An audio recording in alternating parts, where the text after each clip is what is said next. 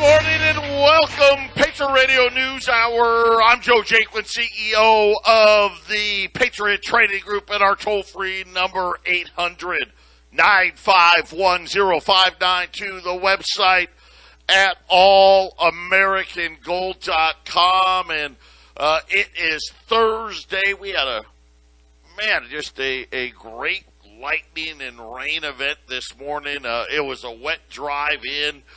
We had a tree in the parking lot earlier this week. Of course, here in Arizona, we treat rain like it should be treated, as a blessing, and hopefully we'll get more of it. But it was jobs today. We had the misery index out. Yeah, we have a misery index, and guess what? It was pretty miserable, according to the index. The soaring cost of living, rapidly increasing jobless claims, and the collapsing of people's savings is making things pretty miserable. The index now at a recessionary level. And Jason, we got jobless claims up again, right? We're in this path, 260,000. So we're about 10,000 jobs away from, once we get above 270, at 270 to 300,000, and of course anything above 300,000 is very, very problematic. Gold has exploded here this morning, up about 30 points, 1786, 1787. Silver's back above $20. The Dow is down, but just a little bit, not down a lot. But Jason, kind of as we expected, we got the big jobs number tomorrow. This number, everybody, including myself, I expect it to be below 300,000. I would not be shocked to see a number below 200,000. If it's below 200,000, I think you're going to see gold shoot higher again tomorrow, Jason. And this is what the Fed is trying to accomplish, which is to slow down everything, right? So, I mean, is this, I think in your mind, this is accomplishing a so-called getting the job situation underhand and then cooling off the inflation. That's what they need to drop the rates and save the markets, I guess, Joe, right?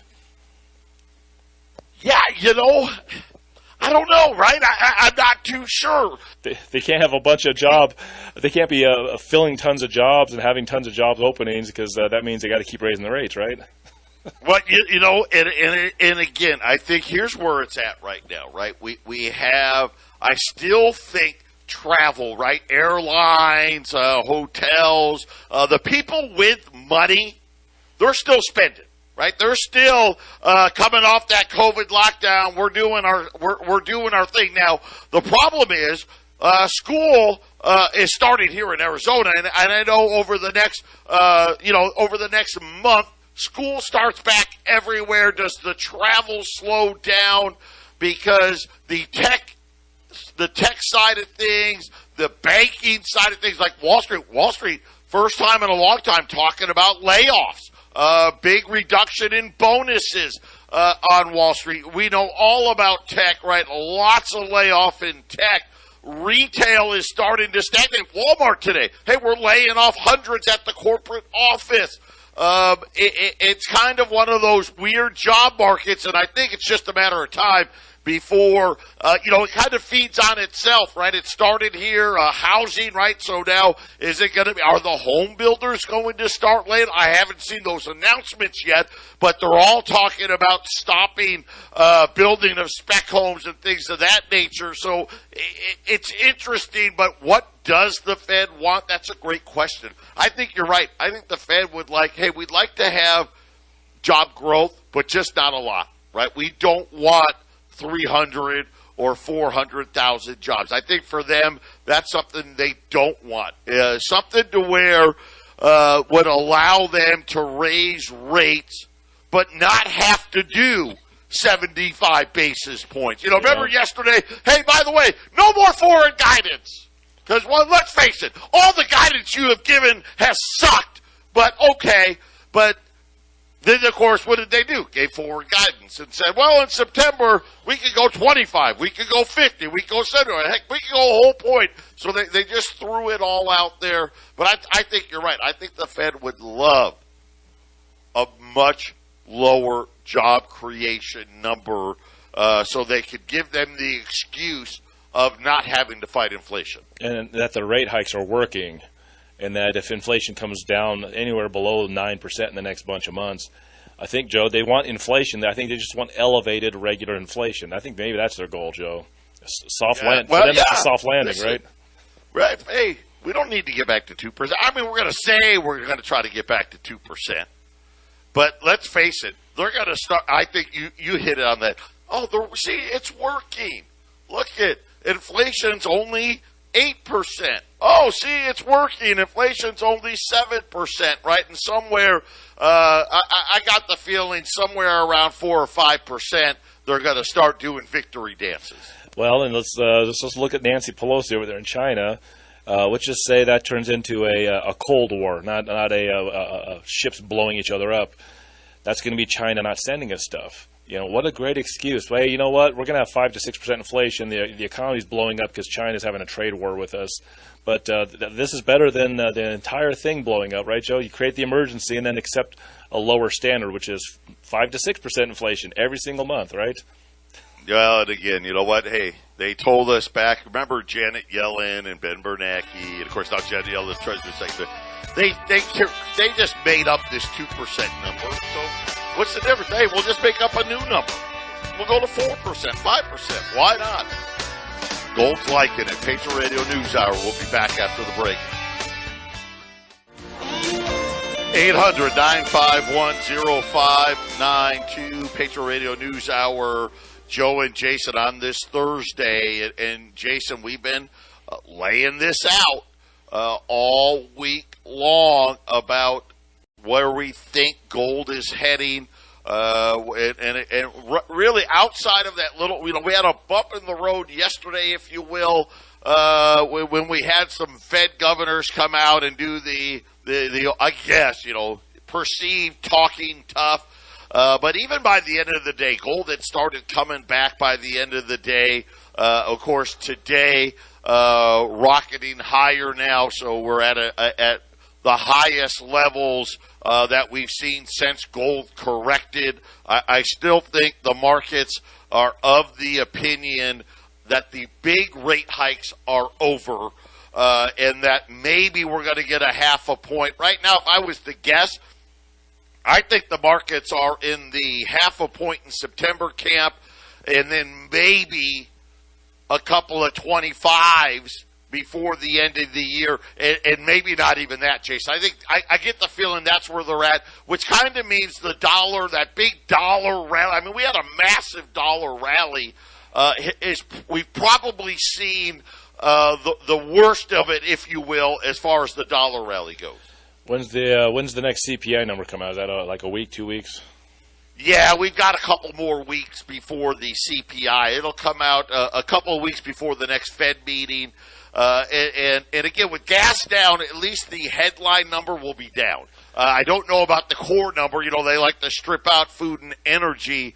But it's going to be interesting where that shakes out. And listen, we've caught a break, right? I guess if there's a bright side, China came out of lockdown. We thought there was going to be a big resurgence, and then all of a sudden, a lot of Chinese people decided to stop paying mortgages on these houses, because China does it different. So when you buy a house in China, the house isn't even done.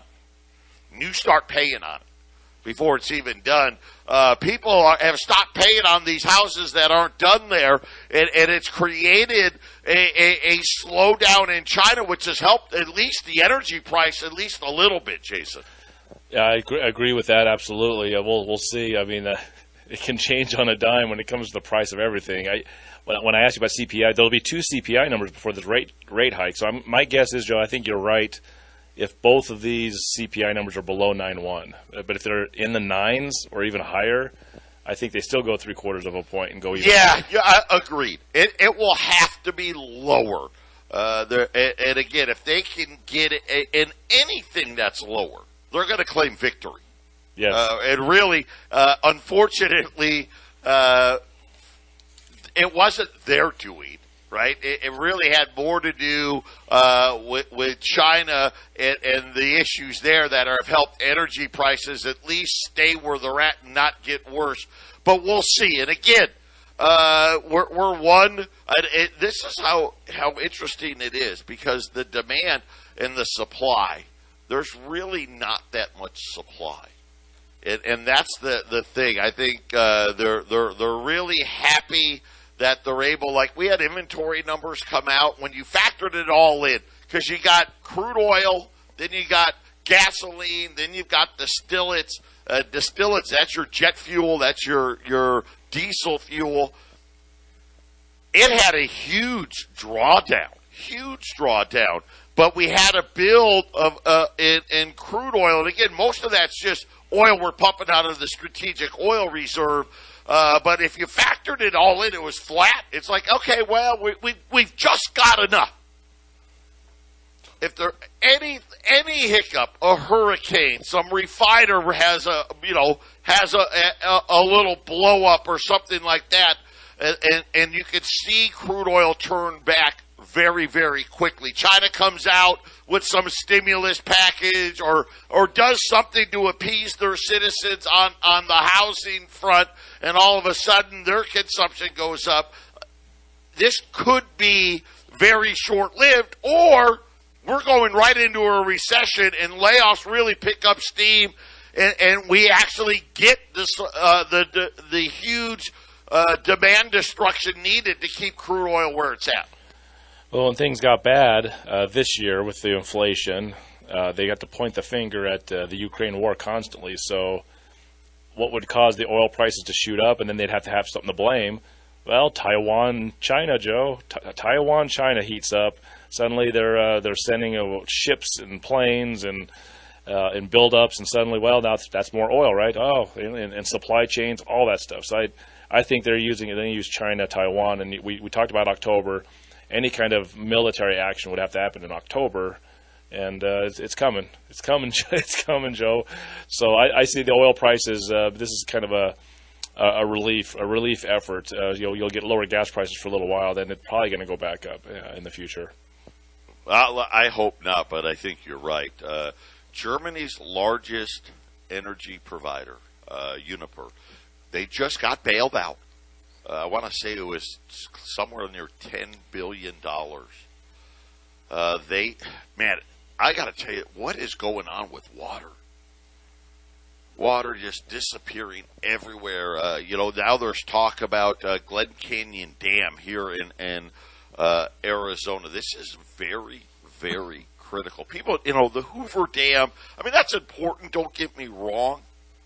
But when it comes to the biggest concern right now, it's actually Glen Canyon Dam, Lake Powell versus Hoover Dam and Lake Mead, with the ability to release water down the Colorado and the ability to still produce electricity. And of course, now they're talking about trying to figure out a way to make the hole lower down the dam to get all this stuff. Stuff that they probably just should have been doing years ago. But the Rhine River in Europe, very similar story. So Uniper comes out today and says that the plunging water level. So yesterday we told you in the Rhine that a lot of barges go through. The barges now cannot be fully loaded.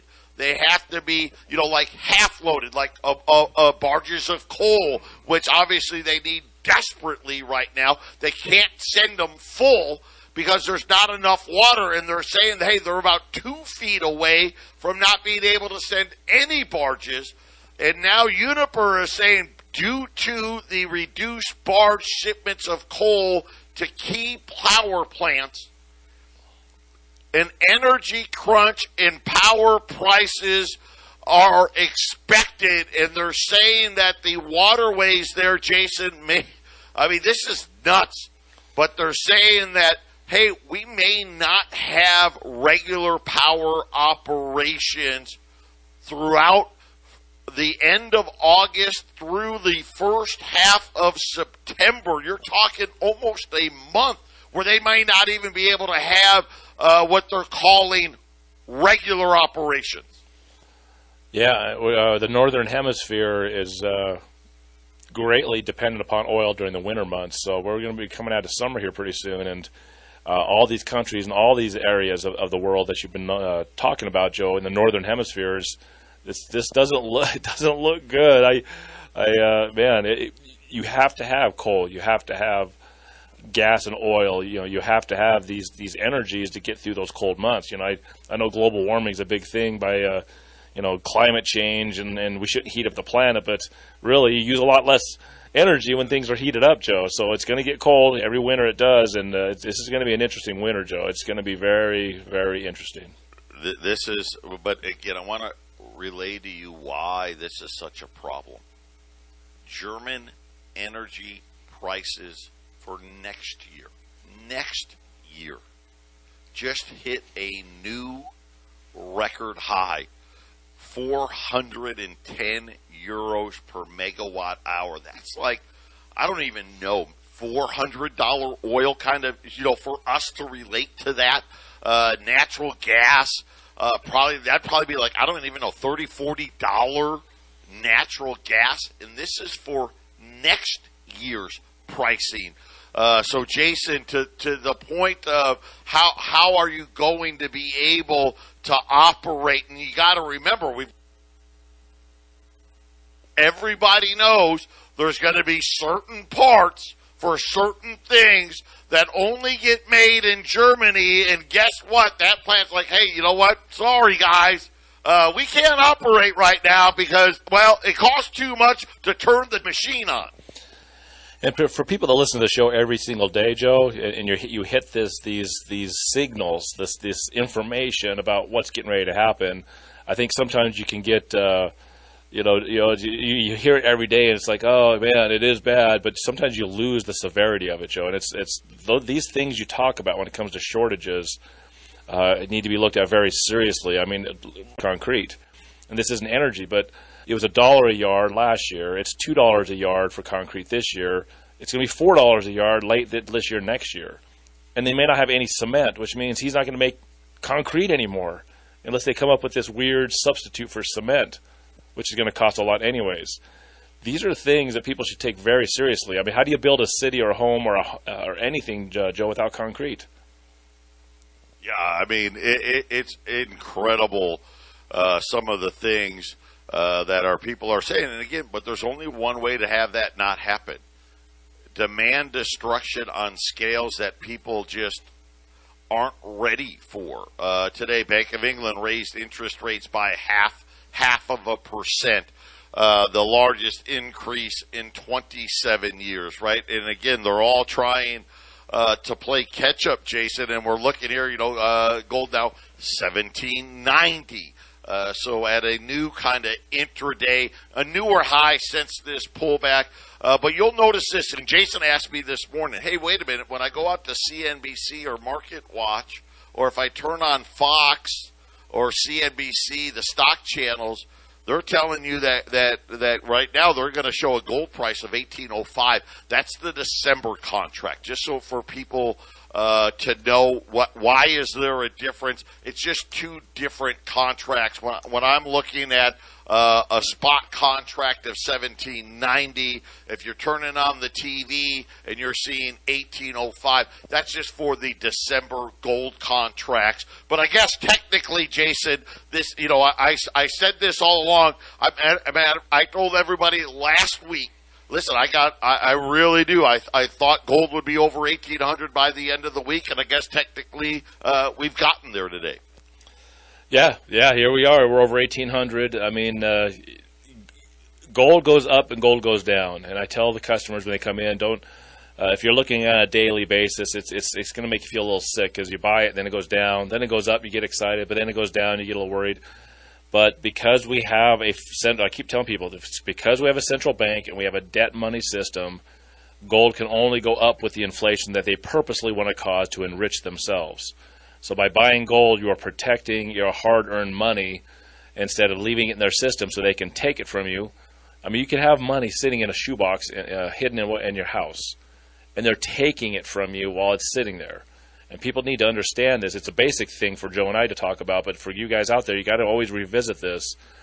They're stealing from you, and you need to put it in a safe place in a debt money system. So gold will always go up, especially with the inflation we're having, Joe, now, and the inflation. It looks like that the Fed is even, some of the Fed governors say, "Hey, it'll be in the sixes next year," and they're just talking about going into 2026, 2025. Can you imagine 6% CPI every year to 2024, 2025, Joe? Can you imagine? Well, and again, if you want to believe the tough talk we heard the other day, they're talking about, hey, we're going to go all the way to a Fed's funds rate of 4% before we even think about taking a break. So just picture that for a moment. You think housing's unaffordable now. Hey, when we get back, the San Francisco Fed, who's in charge of the West, you won't believe what she says about inflation.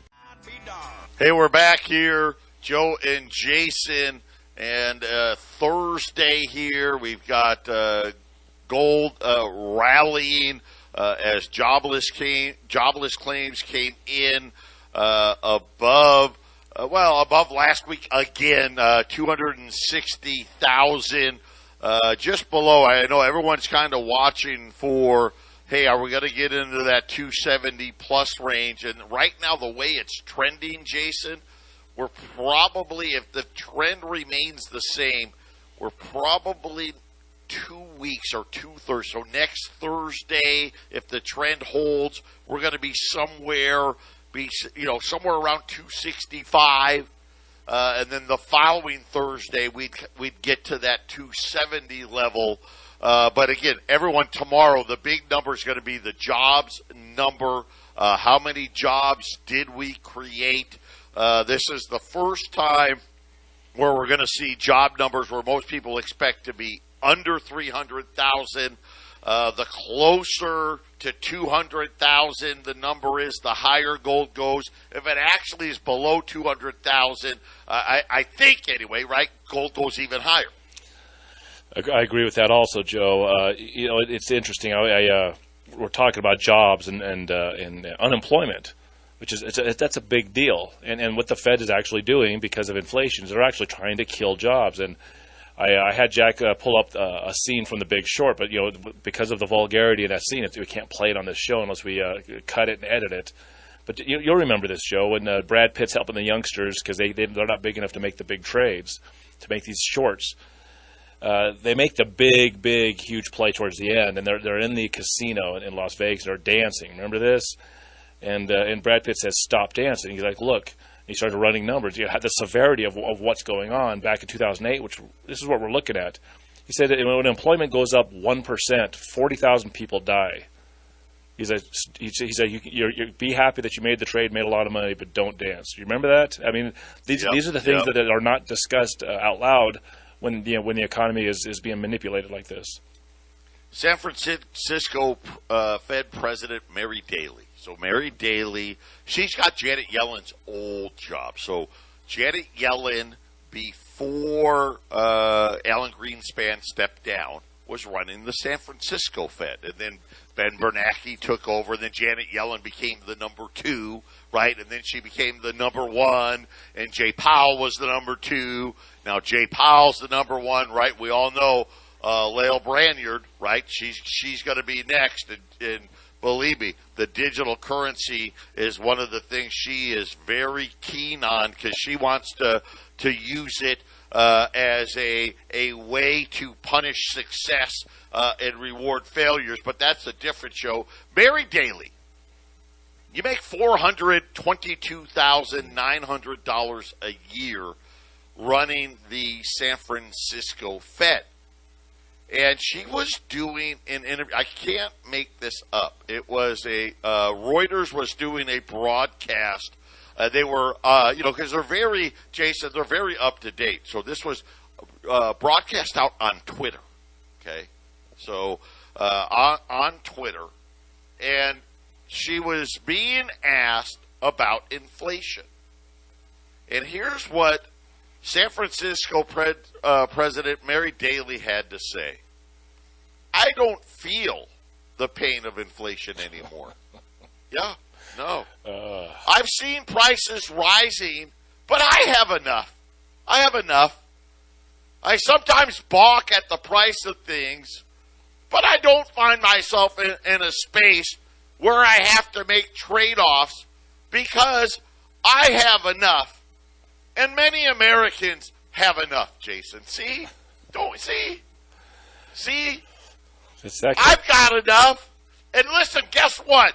All my friends, they got enough too. So you know what? Yeah, I'm not really all that concerned about inflation.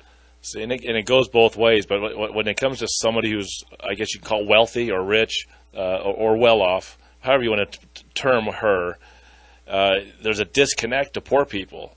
And it actually goes the other way. Poor people really kind of have a disconnect and don't understand rich, and especially I think it's hard for even guys like Joe and myself to really understand the ultra-wealthy. There's just a different mindset.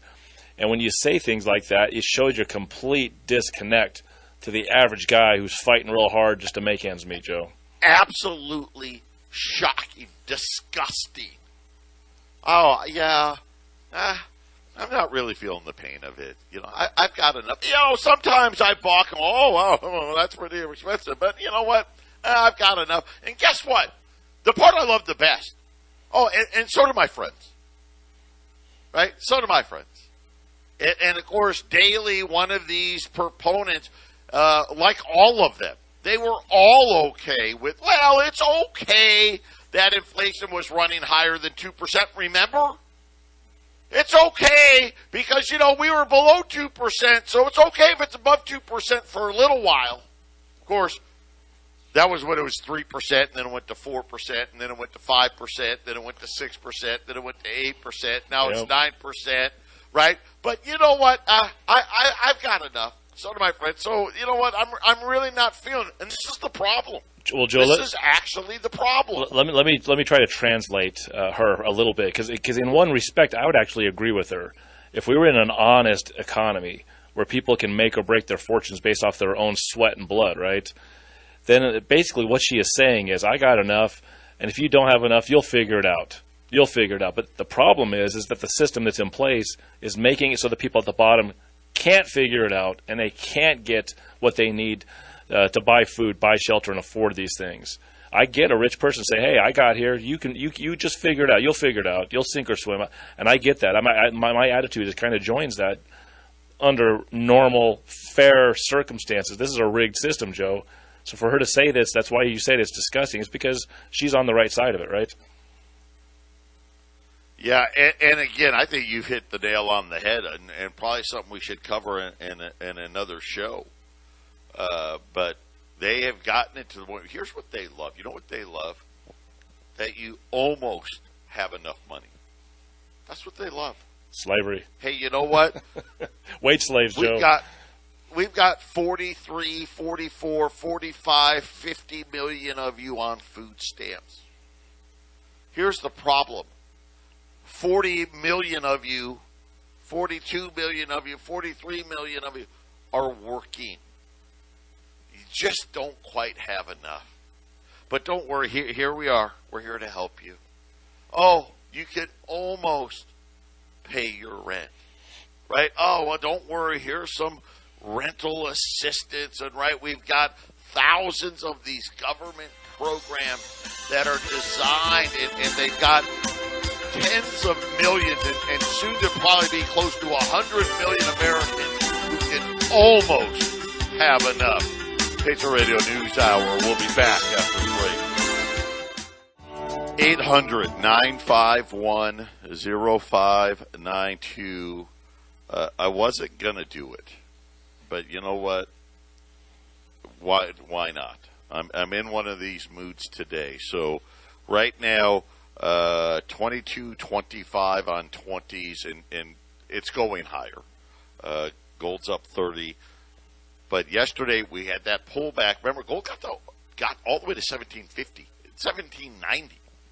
We were at 21.95 for the first 75 20s, Jason. I'm going to hold that price of 21.95. 75 of them. You got to buy them today. Once they're gone, if one person calls up, buys them all, they buy them all. Yeah, I suggest buying those right away. That's my suggestion. And again, anything could happen tomorrow.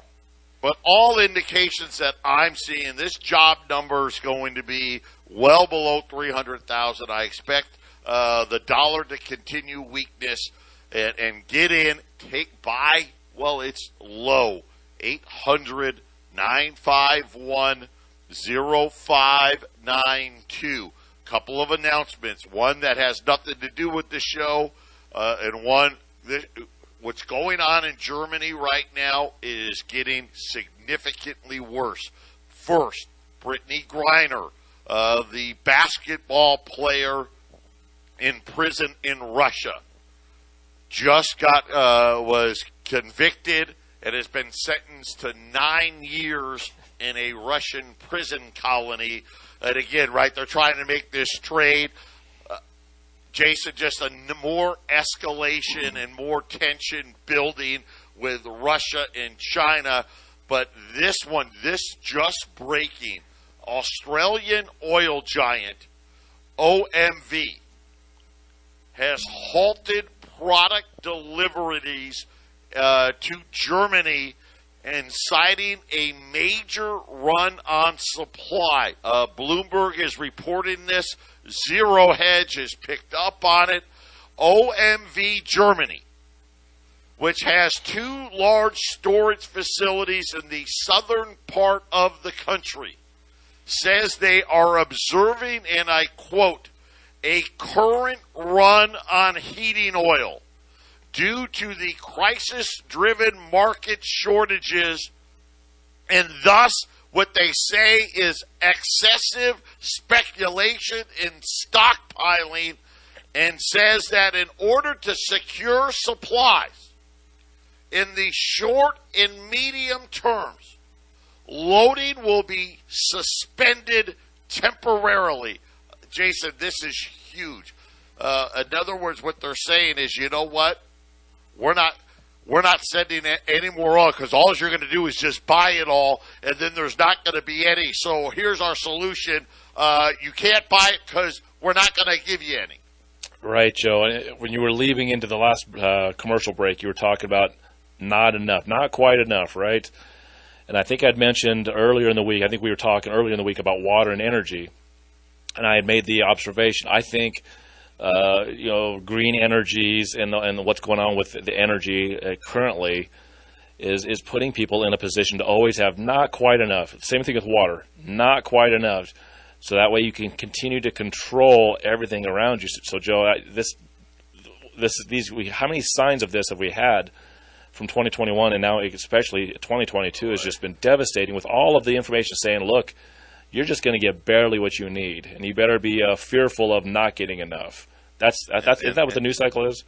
Yeah, and so this is the distillates we're talking about. Remember, we had a huge, I want to say 2.5 million drawdown in distillates in the oil inventory reports yesterday. And the last line of this article saying crude oil below $100.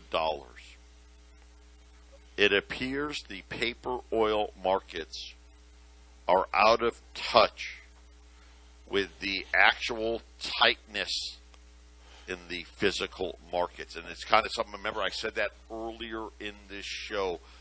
It's really, man, I see the numbers. I don't get it, right? Because, gasoline falling, gasoline, I'm assuming gasoline consumption picks up, and these markets are much, much tighter than this. And one of these days, and it could be anything, right? Any event, and next thing, Jason, you see in the course of 72 hours, crude oil putting on $20 or $30 a barrel. Yeah. I think the oil prices can change very dramatically, Joe. It was for the last week or two, it was dancing around above 100, then below 100, and above 100.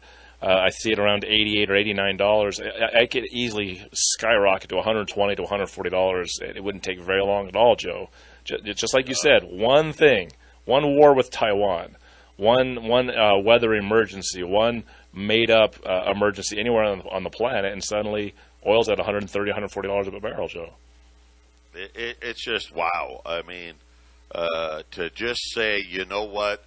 Everybody's you bought everything we have. Yep. We're not even going to make any deliveries because you're just going to buy it, and then we won't have enough for next week. We won't have enough for next month. This is what they're saying. Hey, listen, you're buying way more than you need. We can't do it. And think about what they're paying.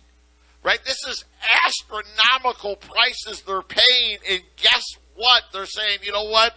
We can't do it because if we sell it to you now, we won't have any to sell next month.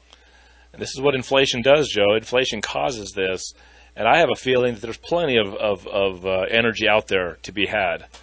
But you know what? Why, as an oil company, would you work twice as hard for half the margin?